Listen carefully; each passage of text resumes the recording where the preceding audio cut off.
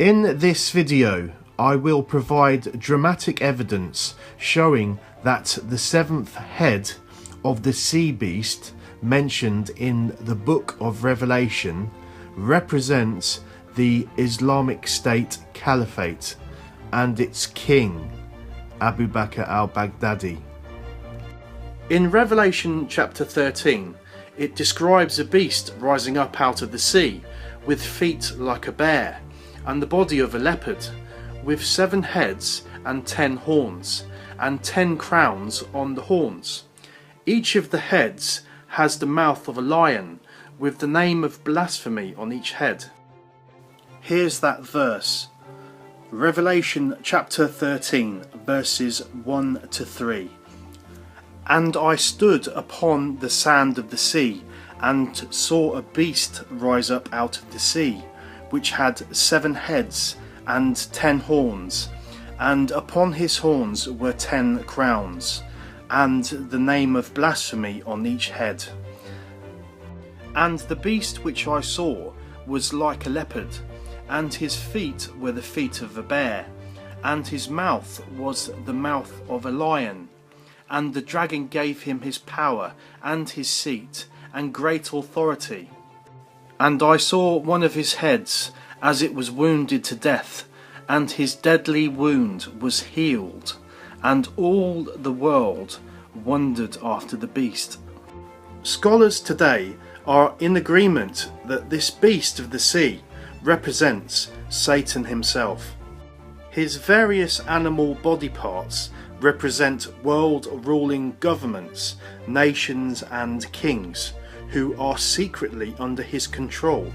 These world powers will rule the earth in sequence, one after the other, until the return of Christ, who will subdue and destroy them during his second coming. It is also very important to point out that every single body part of the sea beast, i.e. governments, nations and kings, contain the spirit of Satan. In particular, each of the kings are actually classed as being Satan himself in the flesh, due to the fact that they have a portion of Satan's spirit inside their mortal flesh and blood bodies. The vast majority of theologists today believe that the bear's feet on the sea beast symbolises the Medo-Persian Empire. The following Bible verse from the book of Daniel is linked to this. Daniel chapter 7 verse 5. And there before me was a second beast, which looked like a bear. It was raised up on one of its sides, and it had 3 ribs in its mouth between its teeth. It was told, "Get up and eat your fill of flesh." Please note, the 3 ribs in the bear's mouth are believed to symbolise the 3 stages of conquest that Medo-Persia went through in creating an empire. The 3 stages were the conquest of Lydia, Babylonia and Egypt, in that order. The most popular view today is that the leopard body of the sea beast represents the ancient Greek Empire. The following verse from the book of Daniel would appear to support this. Daniel chapter 7 verse 6. After that I looked, and there before me was another beast that looked like a leopard, and on its back it had 4 wings like those of a bird. This beast had 4 heads, and it was given authority to rule. Please note, the 4 heads and 4 wings are believed to symbolise the 4 kings and kingdoms that ancient Greece split into shortly after the untimely death of King Alexander the Great. It is a fact that the majority of Bible experts today believe that the lion with wings like an eagle mentioned in Daniel chapter 7 represents the Babylonian Empire ruled by King Nebuchadnezzar II. It is also common knowledge amongst historians that the lion is an ancient symbol which represents the Babylonian Empire. These views are further supported on the next page by two parallel Bible verses which appear to be linked together. Here are those verses. In Daniel chapter 4, it mentions Nebuchadnezzar as a man who transforms into an eagle-feathered beast, which is given the heart of a beast. In Daniel chapter 7, it mentions a lion with eagle wings, which transforms into a man who is given the heart of a man. The startling similarities between those two chapters creates a link between them. What I mean is that in the first chapter it portrays a man transforming into a beast. Then in the second chapter it portrays a beast transforming into a man.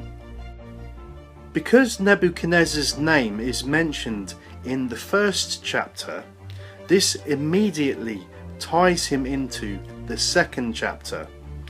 In other words, both of them are speaking about him. Therefore, this is a strong indication that the lion mouths of the sea beast symbolize King Nebuchadnezzar II of the Babylonian Empire. Basically, he is the mouth or spokesman of the sea beast, which is identified as Satan. Okay, so let me just clarify this for you in simple terms. King Nebuchadnezzar is the mouth or spokesman of Satan the dragon, in the same way that Jesus Christ is the mouth or spokesman of Yahweh God, which is confirmed on the following pages. Please bear in mind that the word Logos is a Greek title of Jesus Christ. John chapter 1 verse 1. In the beginning was the Logos, and the Logos was with God, and the Logos was God. John chapter 1 verse 14. The Logos became flesh and dwelt among us. We have seen his glory, the glory of the one and only Son, who came from the Father, full of grace and truth. The Greek word logos, when translated to English, means speech, word, oration, spiel, reason, cause. Okay, so there you have it. Jesus, who is Logos, is the mouth or word of Yahweh God.